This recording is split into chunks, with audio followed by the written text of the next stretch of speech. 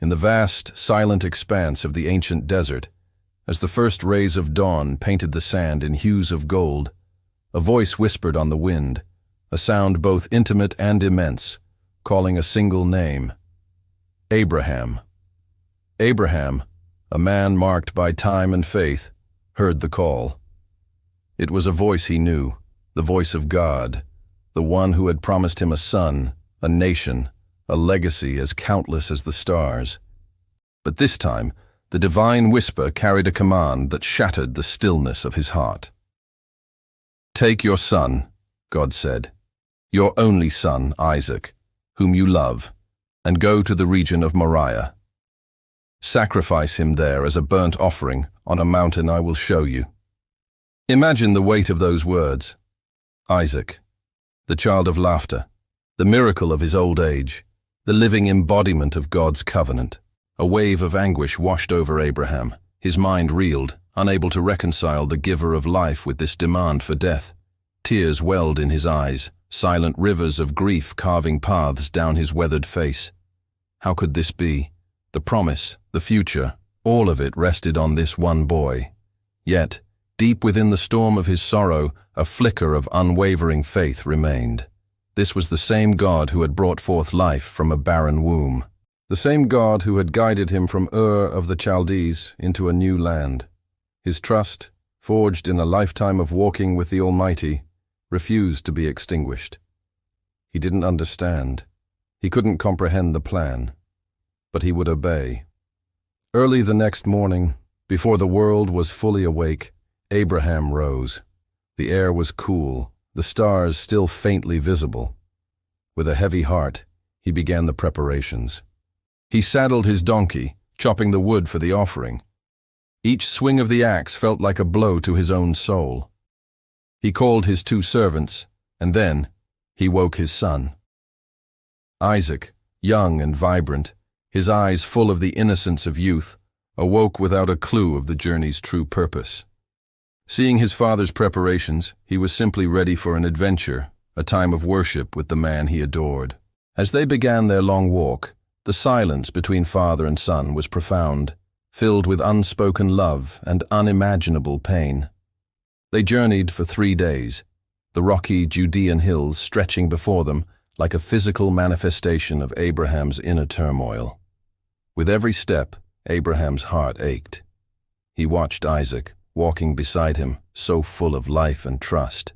Finally, in the distance, Abraham saw the place God had told him about. He turned to his servants. "Stay here with the donkey," he instructed, his voice steady despite the tremor in his soul. "The boy and I will go over there to worship, and then we will come back to you. We will come back." The words hung in the air, a desperate prayer, a declaration of a faith that defied all logic. Abraham placed the wood for the burnt offering on Isaac's shoulders. The boy, strong and willing, took the load without complaint. Abraham himself carried the fire and the knife. As they walked on together, just the 2 of them, Isaac broke the silence. His voice, pure and questioning, pierced his father's heart. "Father?" "Yes, my son?" Abraham replied, bracing himself. "The fire and the wood are here," Isaac said, looking around. "But where is the lamb for the burnt offering?" Every word was a dagger. Abraham's gaze softened, filled with a love so deep it was almost unbearable. He looked at his precious son, the answer catching in his throat. He placed a hand on Isaac's shoulder, his voice gentle but filled with a conviction he could barely grasp himself. "God himself will provide the lamb for the burnt offering, my son." And they continued on, climbing the mountain in a sacred silence. When they reached the summit of Mount Moriah, the world seemed to hold its breath. A holy quiet descended. The only sounds were the wind whistling through the rocks and the heavy beating of Abraham's own heart. With deliberate, reverent movements, Abraham began to build an altar. He gathered the stones, one by one, his hands working automatically, while his spirit cried out to heaven. He arranged the wood upon the altar, creating the pyre. The moment he had dreaded was upon him. He turned to Isaac. There was no struggle, no fear in the boy's eyes, only confusion and a deep, trusting love for his father. Gently, Abraham bound his son's hands and feet. He lifted him, his beloved child, and laid him on the altar, upon the wood. All of creation seemed to pause. Abraham reached for the knife. His hand was heavy, his arm a leaden weight. He raised it high, the polished blade glinting in the stark sunlight. His eyes were closed, tears streaming down his face. This was the ultimate act of surrender, a complete yielding of his most cherished treasure to the God who had given it. Just as his arm began its descent, a voice thundered from the heavens, tearing through the silence. "Abraham! Abraham!" His eyes shot open. "Here I am," he gasped. "Do not lay your hand on the boy," the angel of the Lord commanded. "Do not do anything to him. For now I know that you fear God, because you have not withheld from me your son, your only son." Abraham's arm fell to his side, the knife clattering onto the rocks. His body trembled with relief so profound it buckled his knees. He looked up, and through his tear-blurred vision, he saw a ram, its horns caught in a nearby thicket. A substitute, a provision. God had provided the lamb.